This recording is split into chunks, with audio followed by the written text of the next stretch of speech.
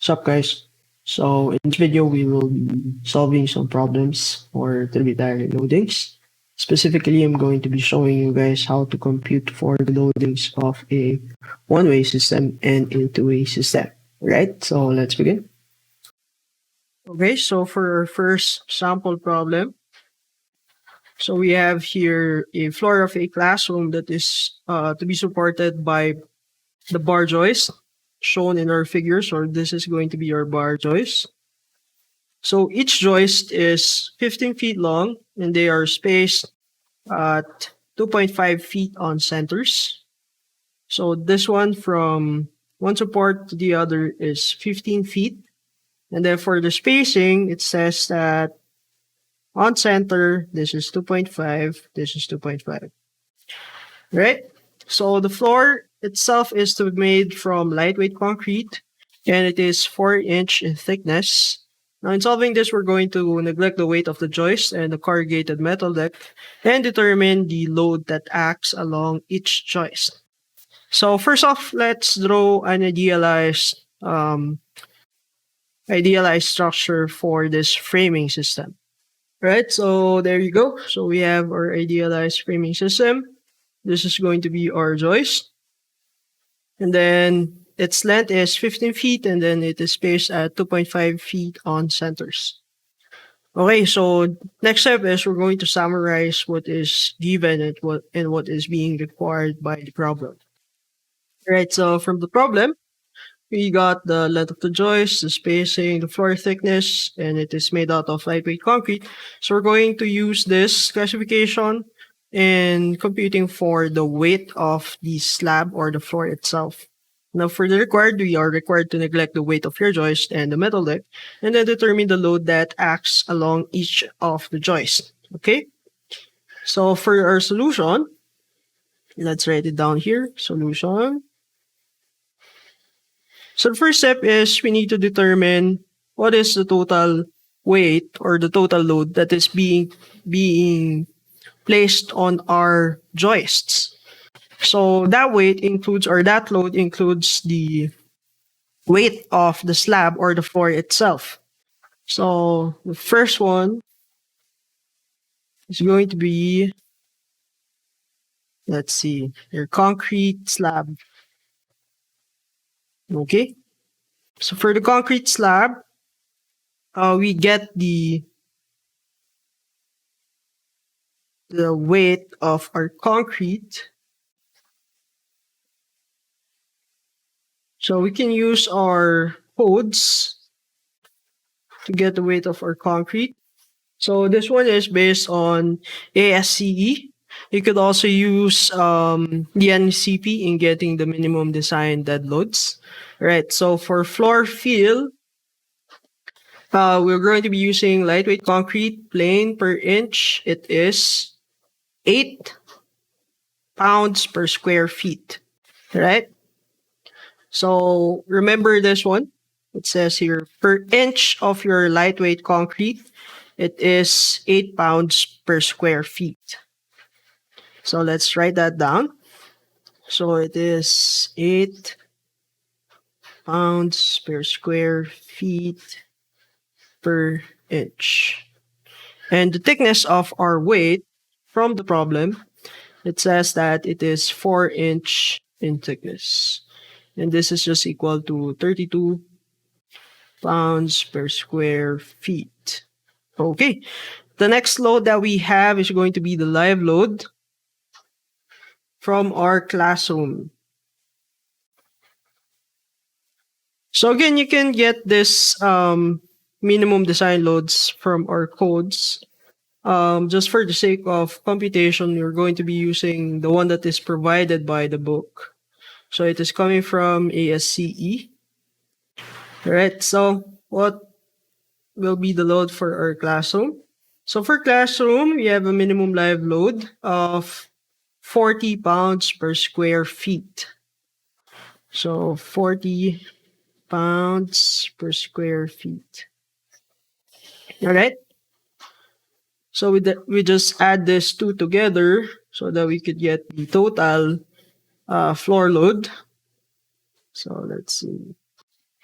total load, and that is equal to 72 pounds per square feet. All right, so our next step is we're going to check if this is a one-way or two-way system. If one-way or two-way.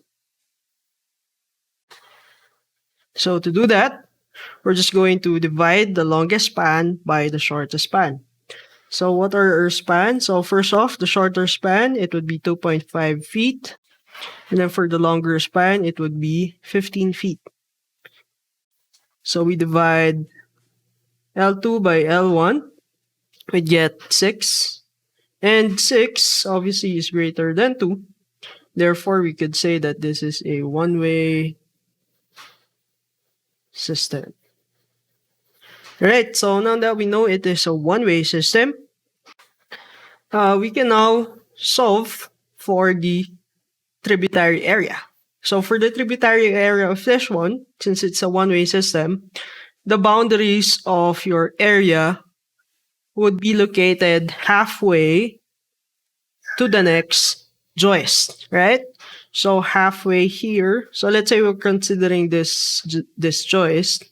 So halfway to the next one is right here, which is let's say that's 1.75. 2.5 divided by 2. That's 1.25 rather.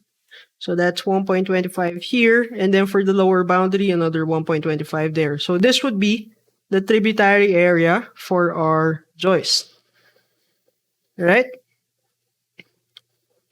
So maybe let's mark that down in our figure. All right, so that's a tributary area. So the total width of that would be, again, 2.5 feet, and the other one is 15 feet, right? So the next thing that we're going to do is how are we going to transfer the tributary loading in this tributary area to our joist, right? So again, we're just going to consider, we're just going to transform this area loading into a line loading. So to solve for that, so let's write down for load on joist. So it is just equal to our total load, which is 75 pounds per square feet. And then we're going to multiply that by 5, or rather 2.5 feet. Right? And that is equal to 180 pounds per feet. So if we draw the diagrams for that, or the figures for that, wait lang. Let me just get it for you.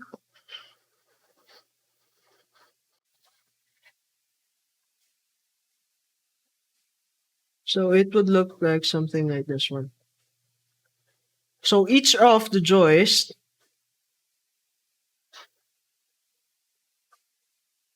let's do this something smaller.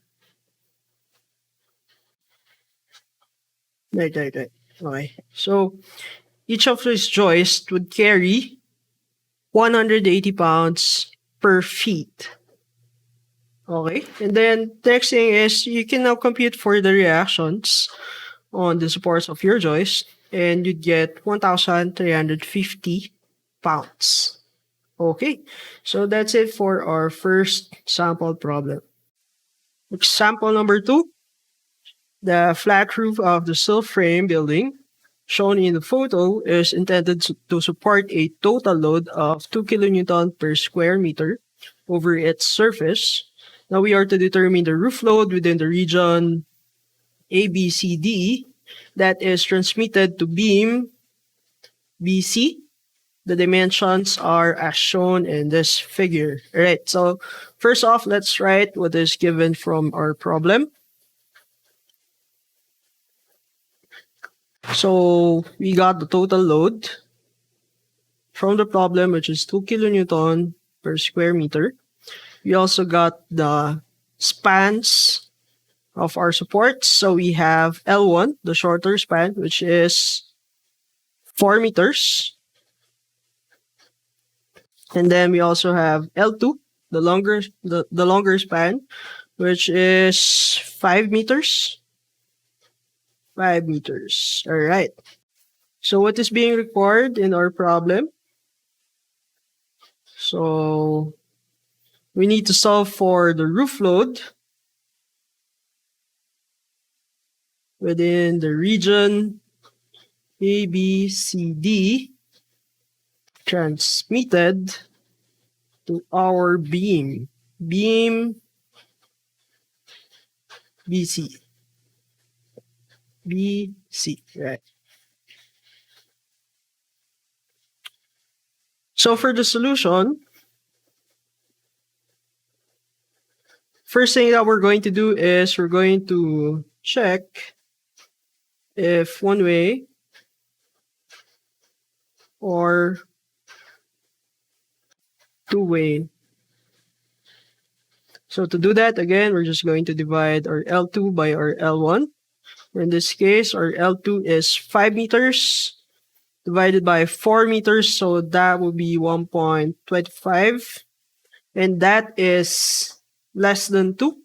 So it means that this is a two-way system. All right? So the next thing that we need to do is we need to determine the tributary area for our load. So from the problem, we're going to disregard this region. So we're only going to consider the region bounded by A, B, C, and D. Right? And the structural element of concern is beam BC. So what would be the tributary area for our beam BC?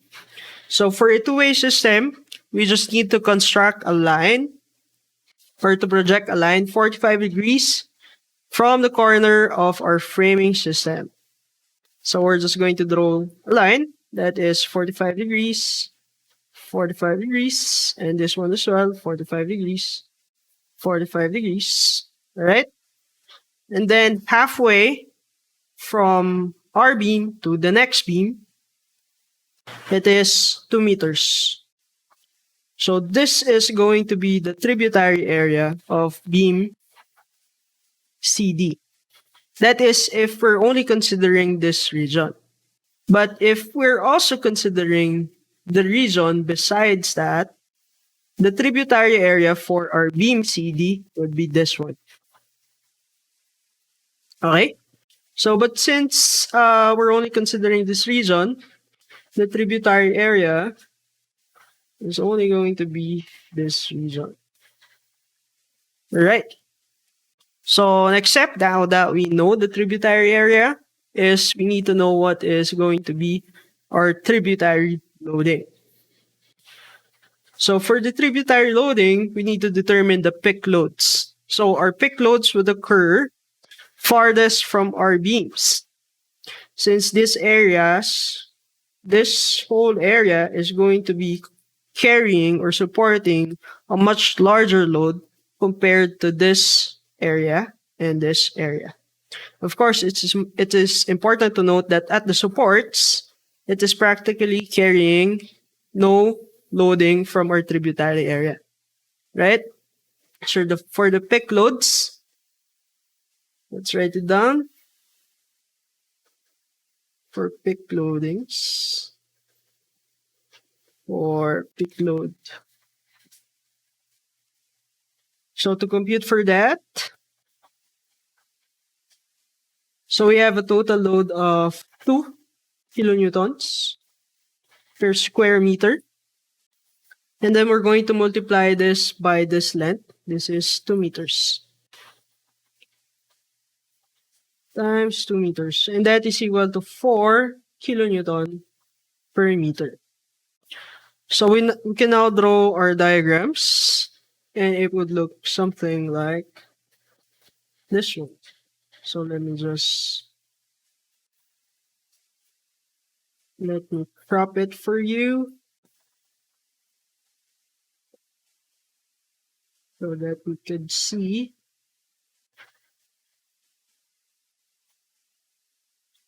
Let's just erase this. Oops, sorry.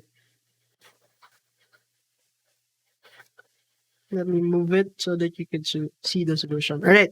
So that would be the line diagram for our beam. Well, not a line diagram, but the loading diagram of our beam. So as you can see, we have a trapezoidal shape here. So along this area, we are carrying much of the load, and then it is decreasing as you reach your supports. Okay. So that's it for example number 2. Right, so our last example number 3. So we have the concrete girders shown in the photo of the passenger car parking garage, span 30 feet and are 15 feet on center. If the floor slab is 5-inch thick and made out of concrete, reinforced stone concrete, and the specified live load is 50 pounds per square feet, determine the distributed load the floor system transmits to each girder. So first step, let's just outline what is being given from the problem. So from the problem, we got the thickness of our slab. So our RC slab thickness is equal to 5-inch. And then for the live load, it says here that is 50 pounds per square feet. And then for the spans of our frame or the supports, it would be L1, the shorter span, 15 feet. And then L2, the longest span is 30 feet. All right. So what is being required from us?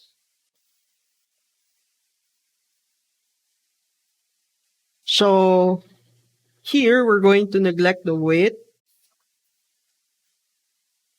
of our girder.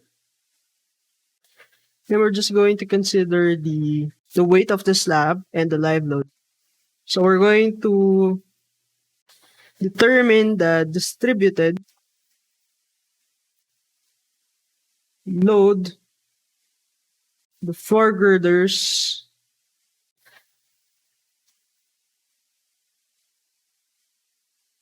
support. All right. So for the solution, let me just erase this since we don't need that. And we have the details, all the details that we need from the problem. All right, so for the solution, so again, we're going to determine if it is a one-way slab or a two-way slab. So to do that, we're just going to divide L2 by L1. So we have 30 divided by 15, so that's 2, and that is equal to 2. Of course, I don't need to write that. And therefore, this is a two-way slab. Right? The next is we need to determine the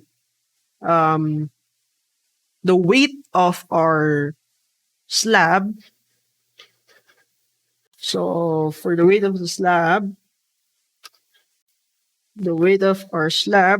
I think we need a table for this one.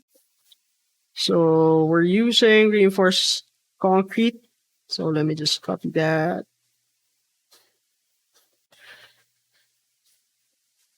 So we're going to, again, use our table. So from the table, we're using reinforced stone concrete. And this is 150 pounds per cubic feet. So let me write that down here. So let's say for the weight of our concrete, so this is 150, right? 150 pounds per cubic feet. All right. So we're going to use that to solve for the weight of the slab itself. So from the problem, we know that the thickness is 5-inch, but our unit here is in feet. So we're just going to convert this one. So 1 feet is 12 inches, right?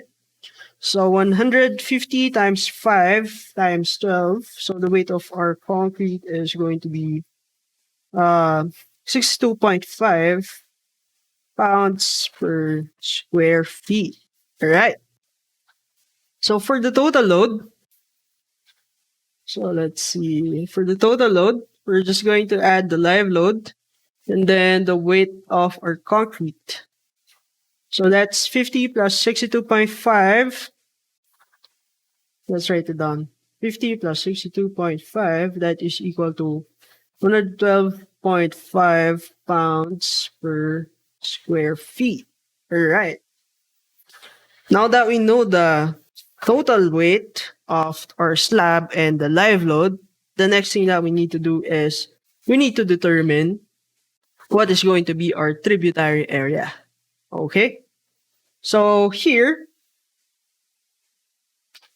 we have here our girders. So let's say our girder of concern would be the one in the middle. All right? So for the one in the middle, to determine the tributary area of that, we're just going to project a line 45 degrees or in a 45-degree angle. So here we have a 45 degree. From here we have a 45 degree. From here, 45 degrees. Again, right here we have 45 degrees. All right. Now that we have those lines, the next thing is we need to know the boundaries, upper boundaries. So again, it is halfway to the next beam or the next girder. In our case, this is 7.5 feet. Same here at our lower boundary. This is 7.5 feet as well, since this is actually quite symmetrical to each other. Okay? So the boundary or the tributary area for our girder AB, is this area. And if you've noticed, these two areas, the one on top and the one on the bottom, are actually symmetrical to each other. So we actually need to just compute for the loading in this area and multiply it by 2 so that we get the proper intensity of our loading. Okay? So to solve for the peak loading, we know that our peak loading would occur in this area right here. Since this occupies the most space.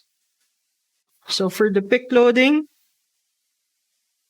so total load is 112.5 pounds per square feet.